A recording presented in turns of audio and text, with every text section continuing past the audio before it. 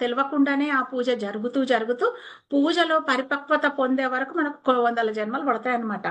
అలా రిఫైన్ అయిన తర్వాత మనము పూజా కోటి సమం స్తోత్రం, స్తోత్రం అనే ఒక స్టేజ్‌కొస్తామన్నమాట. అప్పుడు గాని మనము ఒక స్తోత్రాన్ని చదవలేము. పూజ యొక్క విధి విధానాలన్నీ పర్ఫెక్ట్‌గా తెలిసిన తర్వాత, పూజ ఎందుకు చేస్తున్నాము, భక్తి అంటే ఏంటి అని తెలుసుకున్న తర్వాతనే స్వస్వరూపానుసంధానం భక్తిరీత్య విధీయతే. అంటే మన స్వరూపంతోటి మనం అనుసంధానం అవ్వడమే భక్తి అన్న సంగతి తెలుసుకున్న తర్వాత, ఆ పూజలన్నీ పూర్తయిన తర్వాత అప్పుడు మనం స్తోత్రం అనే స్థాయికి వస్తాం అనమాట.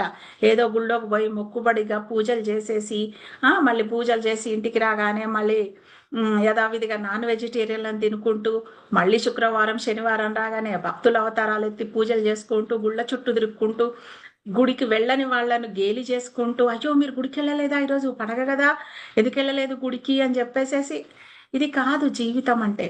ఓకే. పూజ అని అంటే మన స్వస్వరూపంతో అనుసంధానం కావడం. మన స్వస్వరూపంతో మనం అనుసంధానం కావడం అంటే మన లోపల ఉన్న భగవత్ తత్వాన్ని తెలుసుకోవడం.